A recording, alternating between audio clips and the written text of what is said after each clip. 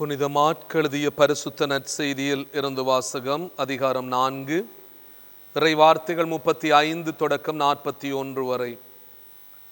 ஒரு நாள் மாலை நேரம் இயேசு சீடர்களை நோக்கி, அக்கரைக்கு செல்வோம் வாருங்கள் என்றார். அவர்கள் மக்கள் கூட்டத்தை அனுப்பிவிட்டு படகில் இருந்தவாறே அவரை கூட்டிச் சென்றார்கள். வேறு படகுகளும் அவருடன் சென்றன. அப்பொழுது ஒரு பெரும் புயல் அடித்தது. அலைகள் படகின் மேல் தொடர்ந்து மோத அது தண்ணீரால் நிரம்பிக் கொண்டிருந்தது. அவரோ படகின் பின்பகுதியில் தலையணை வைத்து தூங்கிக் கொண்டிருந்தார். அவர்கள், போதகரே, சாகப் போகிறோமே, உமக்கு கவலை இல்லையா என்று சொல்லி அவரை எழுப்பினார்கள். அவர் விழித்தெழுந்து காற்றை கடிந்து கொண்டார். கடலை நோக்கி, இறையாதே, அமைதியாயிரு என்றார். காற்று அடங்கியது, மிகுந்த அமைதி உண்டாயிற்று. பின் அவர் அவர்களை நோக்கி, ஏன் அஞ்சுகிறீர்கள்? உங்களுக்கு இன்னும் நம்பிக்கை இல்லையா என்று கேட்டார். அவர்கள் பேரச்சம் கொண்டு, காற்றும் கடலும் இவருக்கு கீழ்ப்படுகின்றனவே, இவர் யாரோ என்று ஒருவரோடு ஒருவர் பேசிக்கொண்டார்கள். இது வாழ்வு தரும் இயேசு கிறிஸ்துவின் நற்செய்தி. கிறிஸ்துவே உமக்கு புகழ். இயேசுவிலே அன்புமிக்க சகோதர சகோதரிகளே, பொதுக்காலத்தினுடைய 12வது வாரத்துக்குள்ளே நாங்கள் நுழைகின்றோம். சலனமற்ற மனம் உள்ளவர்களாக நாங்கள் இருக்க வேண்டும் என்பதை இன்றைய இறை வார்த்தைகள் எங்களுக்கு தெளிவாக சொல்லுகின்றன. திருமணம் முடித்து மறுநாளே அந்த மணமகனும் அந்த மணமகளும் அந்த கணவனும் அந்த மனைவியும் உறவினர்கள் எல்லாரோடும் சேர்ந்து படகிலே பயணம் செய்து கொண்டிருக்கிறார்கள். திடீரென்று பார்க்கிற போது புயல் அடித்து படகு திக்குமுக்காடியது. அனைவரும் அஞ்சி நடுங்கினார்கள். அப்பொழுது கவலைப்படாமல் மகிழ்ச்சியோடு இருந்த அந்த மணமகன் அல்லது அந்த கணவனை பார்த்து, உங்களுக்கு பயம் இல்லையா என்று அவருடைய மனைவி, புதிதாக திருமணம் முடித்தவள், அவள் கேட்டுக்கொள்ளுகின்றாள். அதற்கு அந்த மணமகன் சொல்லுவான். அவன் உடனே என்ன செய்கிறான் அப்படின்னு சொன்னால், தன்னிடம் இருந்த ஒரு கத்தியை எடுத்து உருவி தன்னுடைய மனைவியினுடைய கழுத்தை நோக்கி ஓங்குகின்றான். எந்தவித சலனமும் இல்லாமல் அவள் பேசாமல் அப்படியே இருந்திருக்கிறாள். அப்போது அந்த கணவன் தன்னுடைய மனைவியை பார்த்து கேட்டானாம், நான் இந்த கத்தி ஓங்குகிறேனே, உனக்கு பயம் இல்லையா என்று சொல்லி கேட்டிருக்கிறான். அப்போது அவள் சொன்னாலாம், கத்தி ஓங்குவது பயமாகத்தான் இருக்கிறது, ஆனால் இந்த கத்தியை ஓங்குவது யார் அப்படின்னு சொன்னால் என்னுடைய ஆருயிர் கணவன் என்று சொல்லுவாளாம். அன்பானவர்களே, அப்போது இந்த மணமகன், இந்த கணவன் ஒரு மிக முக்கியமான விடயத்தை சொல்லுவானாம். எனக்கு புயல் அடிக்கிறது கொஞ்சம் பயமாகத்தான் இருக்கிறது, ஆனால் இந்த அண்ட சராசரங்களை எல்லாம் படைத்து பராமரித்து வழிநடத்தி கொண்டிருப்பவர் என்னுடைய அன்பான ஆண்டவர். அவர் தன்னுடைய பிள்ளைகளுக்கு எந்த தீங்குமே செய்ய மாட்டார். எனவே எந்த புயல், எந்த காற்று அடித்தாலும் நான் அஞ்ச தேவையில்லை. காரணம், கடவுள் எங்களோடு வாழ்ந்து கொண்டு இருக்கிறார் என்பதை அவன் சொல்லுவானாம். இன்றைய நற்செய்தியிலே நாங்கள் பார்க்கிறோம், எழுந்து ஆண்டவர் இயேசு காற்றை கடிந்து கடலை நோக்கி, இறையாதே, அமைதியாயிரு என்றார். பேர் அமைதி ஏற்பட்டது என்பதை இன்றைக்கு நற்செய்தியூடாக நாங்கள் பார்க்கிறோம். மனித வாழ்க்கை என்று சொல்லுவது இன்பமும் துன்பமும், சுகமும் சோகமும் நிறைந்தது. இன்பம் வரும்போது இன்முகத்துடன் ஏற்றுக்கொள்ளும் நாங்கள், துன்பங்கள் வருகின்ற போது நம்பிக்கை இழந்து விடுகிறோம். கடவுளையும் நாங்கள் வெறுத்து விடுகின்றோம். நற்செய்தியிலே சீடர்களினுடைய பயத்தையும் விசுவாசமின்மையையும் நம்பிக்கையின்மையையும் இயேசு கடிந்து கொள்ளுகிறார். பேர் அலையையும் காற்றையும் பார்த்து பயந்து போன சீடர்களிடம், ஏன் இப்படி பயப்படுகிறீர்கள்?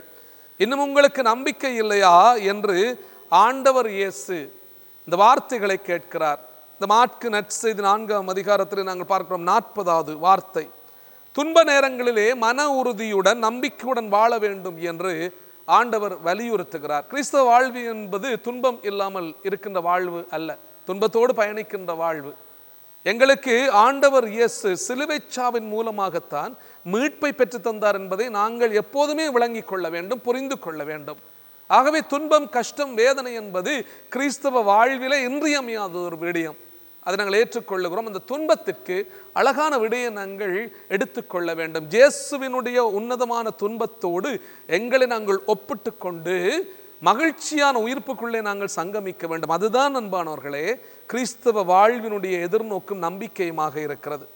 ஜோபு நீதிமானாக வாழ்ந்த போதிலும் அவரது வாழ்விலே துன்பங்கள் பல தொடர்கதையாக தொடர்ந்த போதும் அவர் நிலை குலைந்து போகவில்லை. கடவுள் தந்தார், கடவுள் எடுத்துக்கொண்டார், எல்லாம் அவரிடமிருந்து பறிக்கப்பட்டன. அவருடைய குழந்தைகள், அவருடைய பிள்ளைகள் எல்லாரும் இறந்து போனார். அவருடைய மனைவி, கட்டிய மனைவி அவரை வெறுத்து ஒதுக்குகின்றாள். அவரோடு திரிந்த நண்பர்கள் எல்லாரும் அவரை ஏளனம் செய்கிறார்கள். ஆனாலும் அவர் அன்பானவர்களை கடவுளை முற்றுமுழுதாக நம்புகின்றார். ஒரு நீதிமானாக இருந்த மனிதன், யாருக்குமே எந்த துன்பங்கள் வேதனைகள் கொடுக்காத ஒரு மனிதனுக்கு கடவுள் இவ்வளவு துன்பங்களை கொடுக்கின்றார், இவ்வளவு வேதனைகளை அவர் ஏற்றுக்கொள்ளுகின்றார். இறுதியாக குஷ்டரோகம் வருகிறது. உடல் முழுவதும் புண்ணாக இருந்தது. குப்பை மேட்டுக்கு மேலே இருந்து கொண்டு ஓட்டு துண்டுகளினாலே தன்னுடைய உடல்களை விராண்டி கொண்டு இருக்கிறார். அப்போது அவருடைய நண்பர்கள் வந்து நகைக்கின்றார்கள், அவரை கேலி செய்கின்றார்கள், கடவுளை தூற்றும்படி சொல்லுகிறார்கள். கடவுள் இவ்வளவு தூரத்துக்கு உன்னை கொடுமைப்படுத்தி கொண்டிருக்கிறார், மீண்டும் அவரை நம்புகிறாயா நீ? நம்பிக்கை தளரவில்லை அன்பானவர்களே. அதனாலே ஜோபு நீதிமானாக பரிசுத்த வேதாமத்திலே உன்னதமாக போற்றப்படுகிறார். அவருக்கு இழந்த செல்வங்கள் அத்தனையும் மீண்டும் பன்மடங்காக கொடுக்கப்படுகிறதா. இதுதான் அன்பானவர்களே துன்பத்திலையும் வாழ்க்கையிலே கடவுள்ல நம்பிக்கை உள்ள பிள்ளைகளை ஆண்டவர் எவ்வளவு தூரத்திற்கு நிறை வல்லமையோடு பாதுகாக்கிறார் என்பதை நாங்கள் தெளிவாக புரிந்து கொள்ள முடியும். இன்றைய நாளிலே தந்தையின் மேல் உள்ள நிறைவான விசுவாசத்தால் இயேசு கிறிஸ்து சக்தியை பெறுகின்றார், வல்லமையை பெறுகின்றார் என்பதை பார்க்கிறோம். இயேசுவின் காலத்தில் மக்கள் சாத்தானின் உறைவிடமாக கடலை கருதினார்கள். அதனால் தான் இயேசுவோடு படகிலே பயணம் செய்த சீடர்கள் பெரும் புயல் அடித்த போது, போதகரே சாகப் போகிறோம், உமக்கு கவலை இல்லையா என்று சொன்னார்கள். பயம், பீதி மனிதனுடைய வாழ்க்கையில அலை மோதி கொண்டிருந்தது. அச்சம் மனிதனுடைய வாழ்க்கையில இருந்தது. ஆனாலும் ஆண்டவர் காற்றையும் கடலையும் கடிந்து கொள்ளுகிறார். இதையாதே அமைதியாய் இரு என்று சொல்லுகிறார். உடனே பேர் அமைதி உண்டாயிற்று என்று நாங்கள் பார்க்கிறோம். இங்கு புயல் காற்றையும் கடலையும் கடிந்து கொண்டார் என்பதிலிருந்து நாங்கள் அறிந்து கொள்வது இறைவன் இயற்கையின் மீதும் ஆட்சி செலுத்துகிறார் என்பதை. நம்மை காட்பவர் கண் அயர்வதும் இல்லை, அவர் உறங்குவதும் இல்லை என்று பார்க்கிறோம். திருப்பாடல் 121 இன்றைய நற்செய்தியிலே சான்றாக அமைகின்ற இந்த வார்த்தையை நாங்கள் பார்க்கலாம். ஆண்டவர் எங்களோடு எப்போதுமே அவர் பயணித்துக் கொண்டே இருக்கிறார். தனது உயிரை கொடுத்து நமது உயிரை காத்த இயேசு ஆபத்து நேரத்திலே நம்மை காப்பாற்றுவார் என்று புனித பவுல் மிகவும் ஆணித்தரமாக சொல்லுவார். அன்பானவர்களே, பிரச்சனைகளை கண்டு ஓடிவிடுவதல்ல கிறிஸ்தவ வாழ்க்கை, பிரச்சனைகளை சந்திப்பதுதான் கிறிஸ்தவ வாழ்க்கை. அந்த பிரச்சனையை சந்தித்து அதன் மூலமாக பெறுகின்ற நம்பிக்கையின் அடிப்படையில் எங்களுடைய வாழ்க்கையை நிறை வல்லமையோடு கொண்டு நடாத்த வேண்டும். கிறிஸ்தவ வாழ்வினுடைய உன்னதமான விடயமாக இருக்கிறது. அன்பானவர்களே, ஒரு நாள் ஆபிரகாம் லிங்கன் ஒரு பிரச்சனையை தீர்க்க முடியாமல் தனது அலுவலக அறையிலே குழப்பத்தோடு அமர்ந்திருக்கிறார். அப்போது அங்கே வந்த அவரது நண்பர் ஒருவர் அவரது பிரச்சனையை தீர்க்க முடியாவிட்டாலும் ஆறுதலாக அவருக்கு ஒரு சில வார்த்தைகளை சொல்லுகிறார். லிங்கன், நீங்கள் கலங்க வேண்டாம், அஞ்ச வேண்டாம், ஆண்டவர் எப்போதுமே உங்கள் பக்கம் இருப்பார் என்று சொன்னார். அந்த ஆபிரகாம் லிங்கன் மறுமொழியை கொண்டு சொல்லுவார், நண்பா, அதில் எனக்கு எந்த விதமான சந்தேகமும் இல்லை, ஆனால் நான் ஆண்டவருடைய பக்கம் இருக்கிறேனா என்பதுதான் எனக்கு சந்தேகமாக இருக்கிறது. கடவுள் எப்போதும் எங்களோடு வாழ்ந்து கொண்டிருக்கிறார், நான் உலகம் முடியும் பரியந்தம் உங்களோடு இருக்கிறேன் என்று சொல்லுவார் ஆண்டவர். அன்பானவர்களே, இந்த ஆபிரகாம் லிங்கன் சொல்வார், கடவுள் எங்களோடு இருக்கிறார், நாங்கள் கடவுளோடு இருக்கிறோமா, நான் கடவுளோடு இருக்கிறேனா என்பதை இன்றைக்கு நான் தெளிவாக புரிந்து கொள்ள வேண்டும்.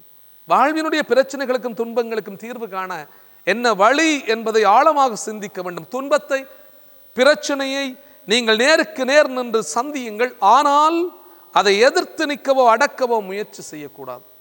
ஆனால் துன்பங்கள் வருகிறது, கஷ்டங்கள் வருகிறது, வேதனைகள் வருகிறது, அவற்றை நாங்கள் தாங்கிக் கொண்டு அதன் மூலமாக பெற்றுக்கொள்ளுகின்ற நம்பிக்கையோடும் விசுவாசத்தோடும் பயணிக்க வேண்டும். இறை வல்லமை அன்பானவர்களே. எனவே நாங்களும் இன்றைக்கு தெளிவாக சிந்திப்போம். முயற்சியை முதுகிலே கட்டிக்கொண்டு நம்பிக்கையோடும் விசுவாசத்தோடும் முயன்று பாருங்கள். இந்த வானம் கூட தொடும் தூரத்தில் தான் இருக்கும் என்று ஒரு அழகான கவிதை சொல்லுவது போல நாங்களும் ஆண்டவரிடத்தில் நம்பிக்கை கொள்ளுவோம், ஆண்டவரிடத்தில் விசுவாசம் கொள்ளுவோம். எந்த துன்பம், எந்த வேதனை, எந்த கஷ்டம், எந்த இடர்பாடுகள், எந்த நோயினுடைய தாக்கங்கள், எந்த பிரச்சனைகள் எங்களுடைய வாழ்க்கையில் வந்தாலும் ஆண்டவரிடத்திலே கொள்ளுகின்ற நம்பிக்கை எனக்கு பலமாக, சக்தியாக, நிறைவாக இருக்கிறது அன்பானவர்களே. எனவே இன்றைய நாள் ஒரு சிறப்பான நாள், அற்புதமான நாள். ஆண்டவருடைய அன்பு பிள்ளைகளாக நாங்கள் எங்களை ஒப்புக் கொடுக்கிற ஒரு நாள். ஆண்டவரிடத்திலே கொள்ளுகின்ற நம்பிக்கை எனக்கு நிறை வல்லமையோடு இருக்க வேண்டும். எனவே எவ்வளவு கஷ்டம், வேதனை, துன்பம் வந்தாலும் ஆண்டவரிடத்திலே நாங்கள் நம்பிக்கை கொண்டு முயற்சியோடு நிறை வல்லமையோடு நாங்களும் பயணிப்போம். ஆமென்.